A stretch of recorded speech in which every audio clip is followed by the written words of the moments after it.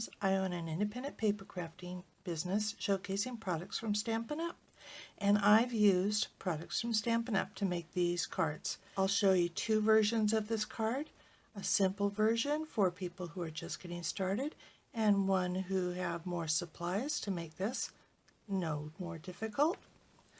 I'll have the free detailed directions for this project on my website, and you'll see where to find that at the end of this video.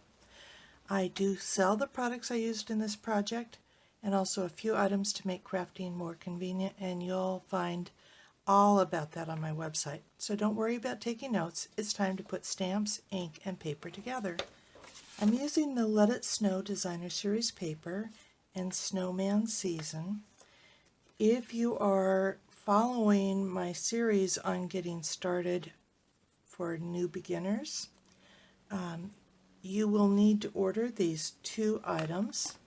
You may already have some Regal's cardstock, which includes the real red cardstock that I'll be using for the fancier version, so you could do this one. I will be using the 2 1/4 inch punch, which has also been used in this series. And you could use basic gray. You may also have the watercolor pencils, which are in the new customer catalog. If you're making this fancier version, I used Pool Party and Real Red ink. I did use Real Red cardstock. You may want to use the punch. You can get the punch and the stamp set as a bundle and save yourself some money. This product was available. I think it's all sold out, but if you are lucky enough to have it, it's going to be helpful. This is the Let It Snow embellishment kit, and you get some little snowballs, you get some sparkly washi tape. We're going to use these stickers that are enamel shapes with coal and a carrot nose and some sticks for arms, and also some felt embellishments.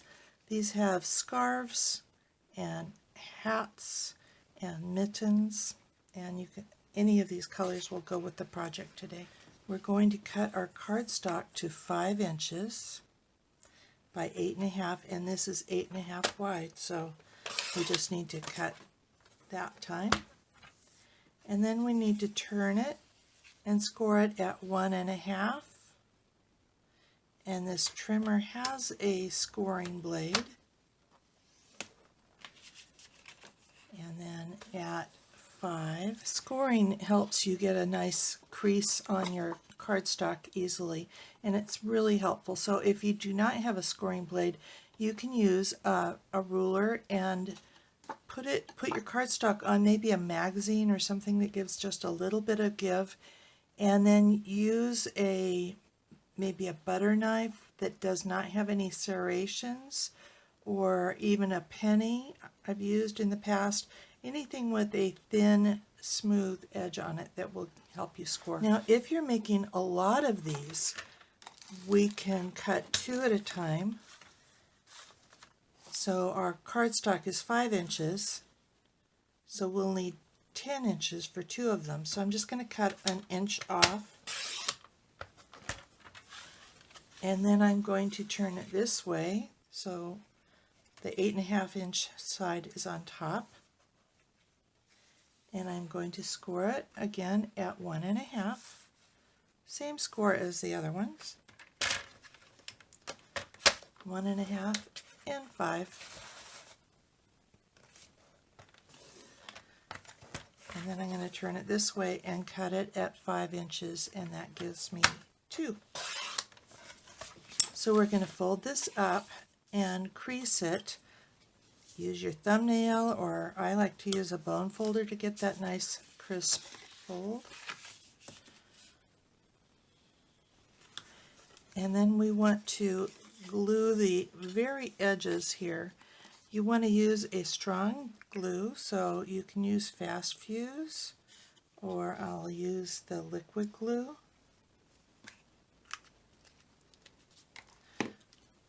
And we'll just need to hold this here for a little bit. This forms a pocket for the gift card. Then we want to wish Merry Christmas.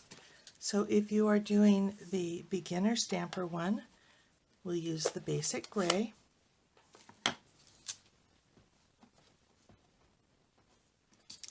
And stamp Merry Christmas right in the middle of that.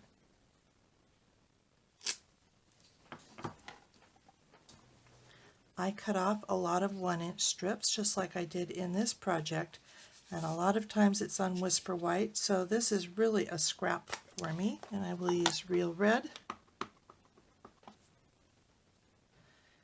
and I'll stamp this here.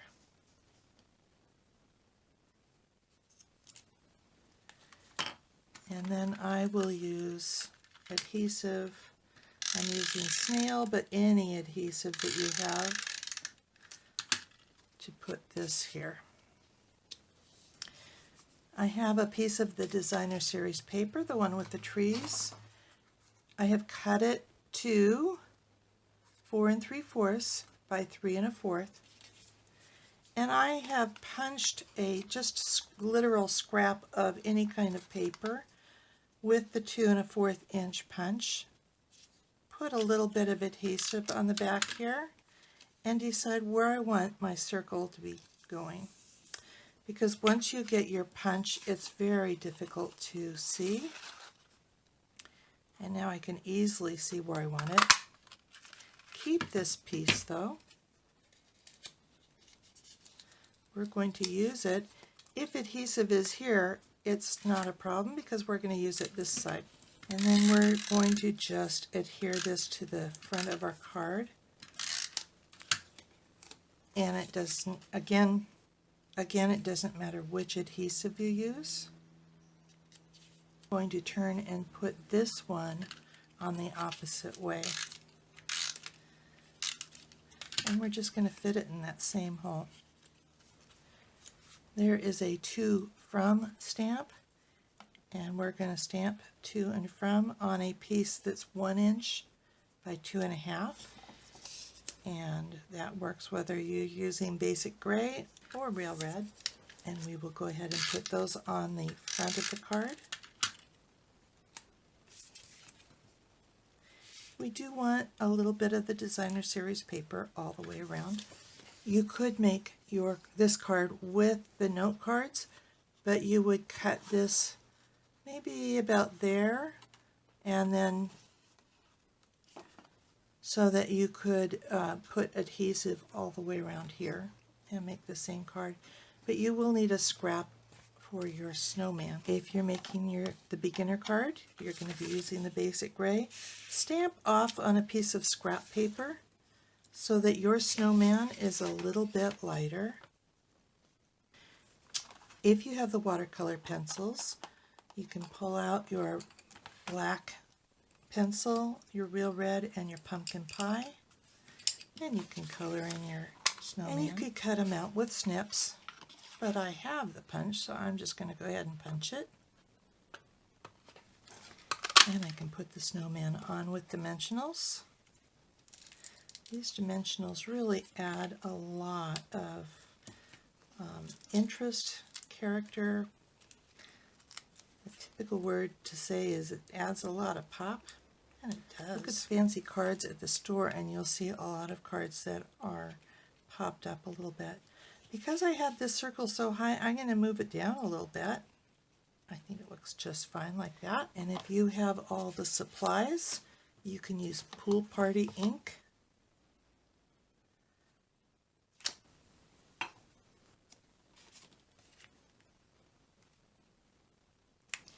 Now if you, like I said, if you're lucky enough to have this, you can just stick these arms, these arms on here.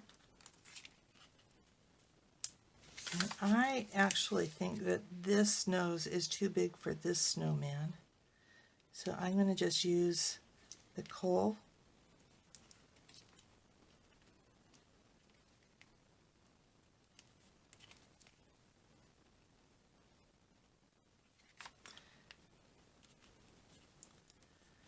On my sample, I didn't do anything to his face, but you certainly could color him too. If you don't have the embellishment kit, you can also tie this scarf around him. I'm just going to tie it once, and I think I need a little glue dot here just to kind of tame that.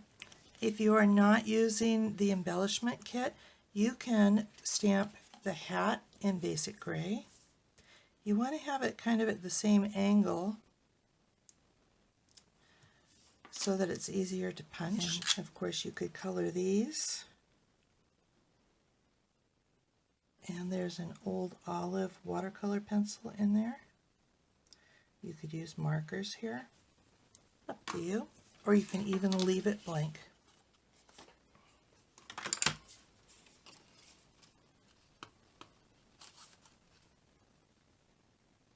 You can just put that on with the dimensional. For his arms, you can punch out a little scrap of soft suede. The hardest thing about this is keeping track of his arms. And I just found the other arm that I lost. Another thing you can do is stamp them. It'd be a little bit tricky to stamp them in the right place. You can do them one at a time, but you can also do together. What I did was I punched out this from a piece of cardstock. I did put view from the back of the punch so that you have it going the right way when you actually are looking to see what you do. And then just set your little arms in there. Now they're a little bit close, so these are actually right up against each other here. And I kind of do it in the air a little bit so that they don't move when I press down. And then I can stamp, and you can stamp in soft suede or chocolate chip, but I'm going to go ahead and use basically what I have here. And then I don't want to waste all this cardstock. I should have stamped on the other end of the piece, but I can just kind of stick it in there, and it should be a perfect fit. Of course, you could stamp these and cut those out by hand too if you'd like. I am going to go ahead and glue these on.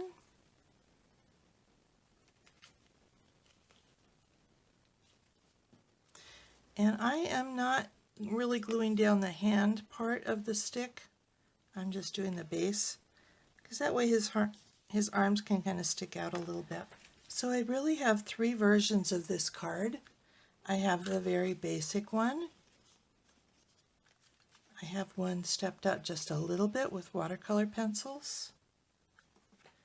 I have one stepped up a little bit with real red ink, pool party ink, and a little bit of the yarn. I've also made these buttons by coloring them with marker and then using this shimmery crystal effects to make the glossy raised buttons.